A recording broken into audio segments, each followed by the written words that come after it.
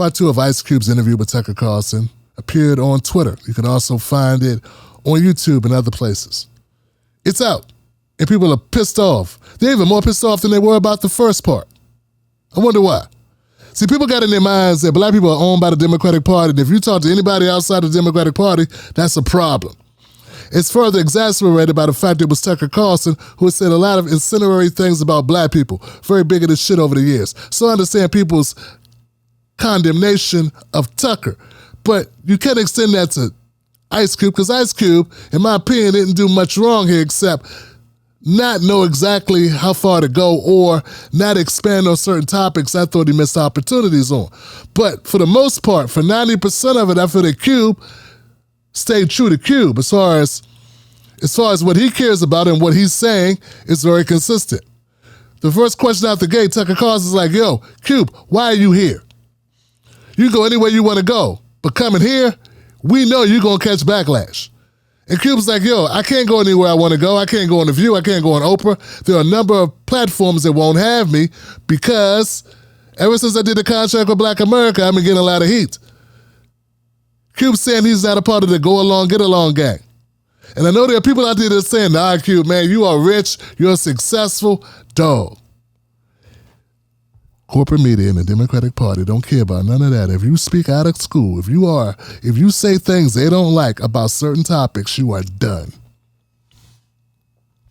If you supported Bernie Sanders over Hillary or over Biden, you are done.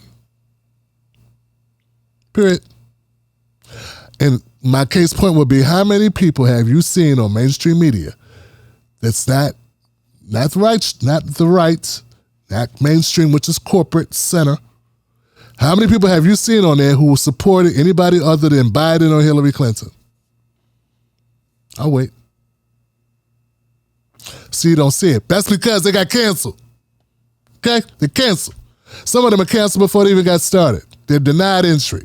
Okay? So the people that are being critical of Cuba not keeping it at 100, particularly the people that understand this. See, there are people in this industry that I'm in who understand how the game is played. They understand the rules of the game, and they know Cuba's right about that part. But they don't want to give them that. They want to deny it. They want to pretend they don't because they want to keep their little access. They want to keep their little jobs. They want to keep doing what they're doing and grow what they're doing, and they have ambitions. And they ain't going to screw it up supporting Cube.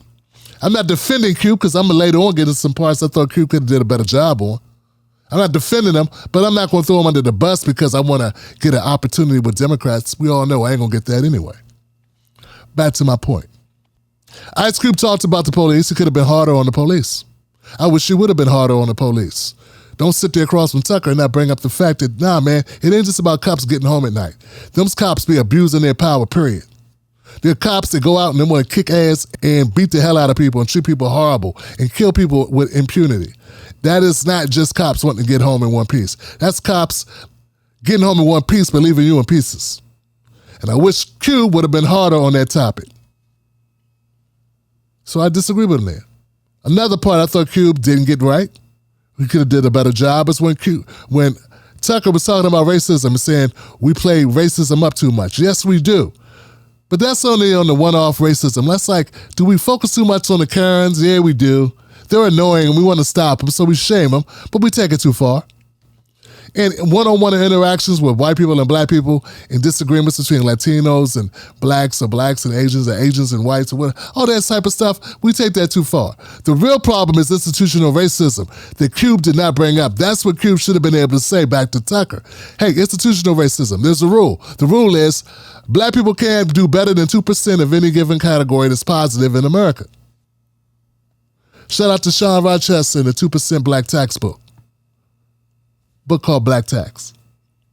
In that book, it lays out all the ways in which America screws over black people. Getting home loans, getting home appraisals, buying a new car, the price of the new car, the interest rate on the new car, the insurance premiums, the way our children are treated in schools, suspension levels for children, getting venture capital loans, small business loans, medical treatment, medical coverage, fired on jobs, laid off on jobs, appraisals on jobs, rate of pay on jobs, tried by juries. Juries that don't judge us the same as they would judge a white person who committed the same crime with the same background, same record.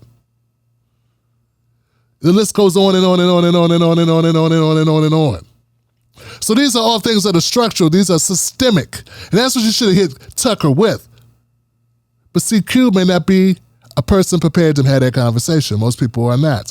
Most people are regular consumers of media, and what they see is a lot of focus on a black person this and a white person that and a Latino person, an Asian person, a black person, and they're like, oh, this is just too much. But when we start talking about structural, strategic, systemic problems that have kept black people owning less than 2% of the wealth in the country, bam, that's when you got Tucker, and that's the part I wish Cube did a better job on. But so these people are saying that Cube sold out.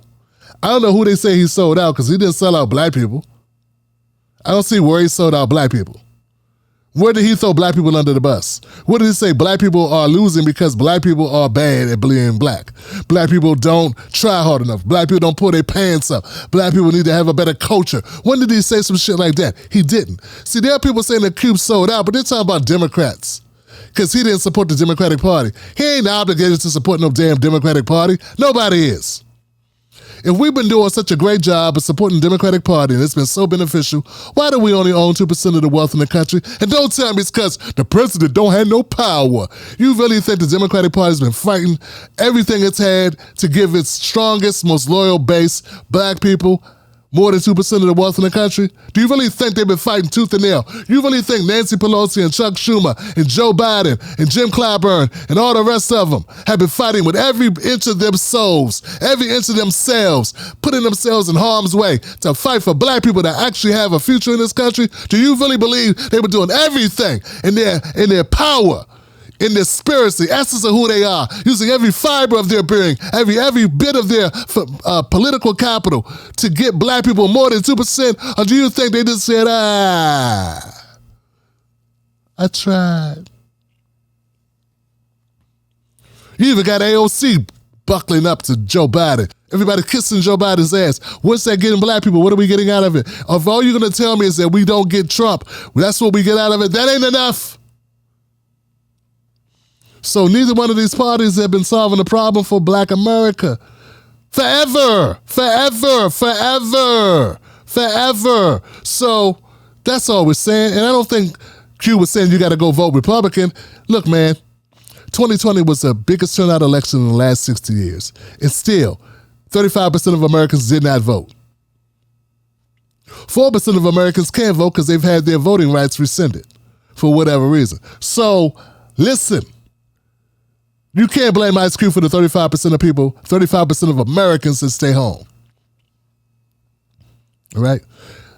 The black Americans give Democrats over 90% of their votes. Nobody else does that. We do that because we're afraid of Republicans. And I think it's about time that the Democrats became afraid of us. And it's okay for you to disagree and you think it's better for us to kiss ass, to stay in line or get in line. That's fine. You do you. I'm going to do me, and I'm going to push the Democratic Party because that's who we have leverage with. We don't got no leverage with Republicans. We ain't been voting with them. You can't miss what they haven't had, which is our support.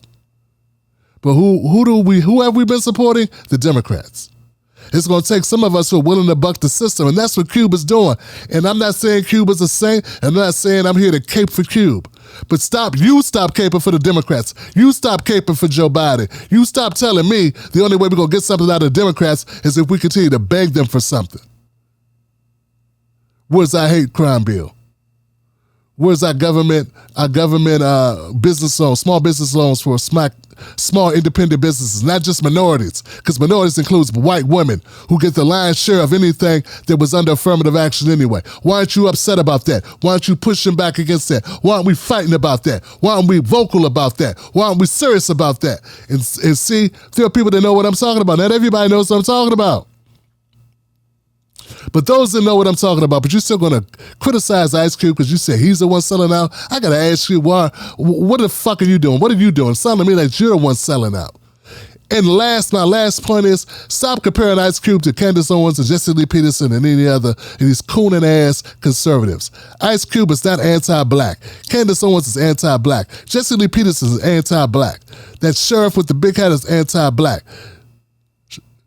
Officer Tatum, anti-black. All these people throw black people under the bus in front of white people on platforms that are funded by white people who used to report to or are reporting to or work for white people.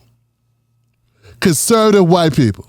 They're doing the bidding of white supremacy. I don't feel like Ice Cube was doing the bidding of white supremacy. And he's definitely not anti-black. Nobody can say that. You can say he's got his own issues, he's got his own concerns, and maybe it's most of his concerns about monetary expansion of his own league or his own corporate interests or his own business interests. That's one thing. But you can't tell me that he's anti-black. That's how I come up on it. So episode 11 of the Tucker Carlson and Ice Cube interview was that better than episode 10. Episode 10 was definitely better. And I got a feeling Tucker knew that. That's why he put out 10 first, so he could ease his way into number 11, which was smart on his part. But Tucker does not get a pass because Q went on his show. We're not going to all of a sudden become big super fans of Tucker Carlson. There are people that support Ice Cube no matter where he would go. That's because he's earned that right over the last 30, 40 years.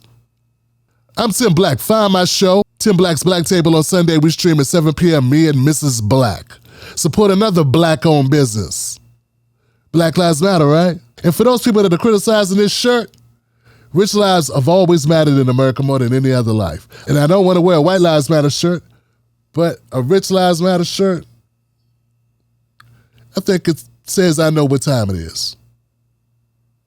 Get yours. Wolfpack. The Black Table streams Sundays at 7 p.m. Eastern Standard Times. Subscribe to this Tim Black news channel and you might have 99 problems, but your news ain't one.